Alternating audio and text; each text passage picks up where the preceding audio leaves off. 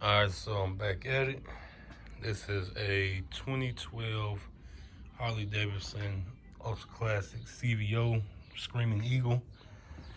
The whole deal with this bike is that this guy's been trying to get to me since last year also. So what happened with how I got this customer is that he rides with the Buffalo Soldiers. My mother-in-law saw a guy that was, had a bike, and the audio that was on the bike, she thought, that I had did the audio, which I hadn't did. I didn't do the audio on the bike, and she ended up giving that guy my info. So that guy, he called me, and then he was like, man, I got another buddy of mine that's in the Buffalo Soldiers that has his bikes, both his, because he has this bike, and then he has a newer Ultra Classic also. I think it's a 21 or 22, I think. And he was like, need some rewiring done to it. So, like I said, this dude been trying to get to me since last year. When he initially brought it to me last year, it's because he said that he was not getting any sound from his speakers. So none of the speakers was working or anything like that. So when we brought it over here, I did a little troubleshooting. Checked out the RCA speaker-wise. He was getting power and ground remote. All that was cool, but just no audio coming from the speakers. So I took the amps out and I tested them, individually, on my bench or whatever. Put a radio on, the battery on, and tested. One of the amps had a short in the slider. So, I told him, like, I have to get another amp or whatever, but still, I even put one of the amps that I use on the bike and still wouldn't get no sound. So, like I said, that was last year. So, this year, I finally, getting to him. Like I've been telling people, I've been, real busy with this. I've been real busy with this. Trying to, getting the audio done on the cars, bikes, whatever, getting it all did. Not rushing anything because I hate doing rush jobs, period. So I tell everybody that. So, like I said, with this bike, he has DB drive, Euphoria, coaxials, and the Torpack pod, speaker pods. He has the DB drive, same speakers in the lowers and in the fairing. Now in his bags, he has some matte 6x9s. But I ain't gonna lie, this whole entire bike, I gotta rewire the entire bike, even down to the lights on the bike. The aftermarket lights that they put on here. It's everything is just it's horrible. So you see I already got the fairing off. And this is how the behind his fairing looked when I took it off. All these wires everywhere. Everywhere. Look at that. And the other thing, like I told him, because what I was seeing, like on top of the radio, is like rust and then like dust, like dirt and dust behind here. As you can see on the inside of his fairing, the weather stripping is there's really nothing there. It's gone. So that would contribute to that.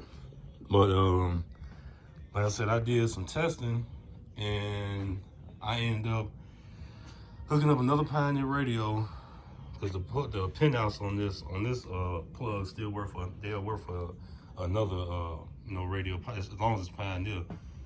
Hooked up another radio, ran new speaker wire from the speakers and another RCA from the RCA inputs on the radio that I'm using to the amp that I'm using in the torn pack.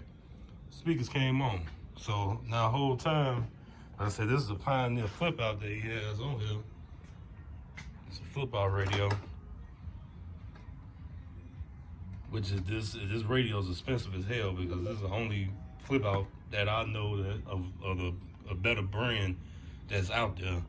But what ended up happening is that the RCA outputs on the radio shot. Neither one of them works. And I didn't did vice versa testing and hooked them back up. I don't get any audio coming out of these RCA outputs. So front or rear. So he's gonna have to get another radio. These speakers, the DB drive speakers coming off. He's gonna have him get the PRV that I always use. Like I said, he had the DB drive Euphoria amp. You know, he'll be able to sell that. I'm not using that. I'm using the NVX like I always use. And like I said, just the whole entire bike. I just showed y'all the fairing, even down to how they got his pods on here. Like they got, you know, 2 spaces on here, and then they got the speaker in there, and you know that could have been done better. Now I'm not gonna lie, as far as the lures, like I did this on the bike I first did, where I used these adapters or whatever to get the speaker to sit in there. But I can already tell that the bike came with the little glove boxes on it or whatever. So you know, what's that, Hogworks, they sell the pod. So I'll take these off here, get the pod for it, you know, put that in there. And then, like I said, this is sad. I mean, it look junky now because that's the amp I had hooked up or whatever. But no, I said inside of the touring pack. But then this is the real problem here. That's with these damn saddlebags. This is how they did his saddlebags. It's two 6x9s in each bag. The other one looked the same way. And the other crazy part about it is that the way they got these mounted in here, and the way that they got the inside of the bag looking, and then they put sound deadening up here, you know, to seal it up from the outside. But like I said, the way that they did this is, you know, they could have. I mean, you know, you rolling with 6x9s is cool. You know, that's what you wanted to do. Is what you wanted to do. But a certain way you do this, man. And like I told him, I'm like, man, all the money I know you probably spent on this damn bike, there's no way that this should look like this.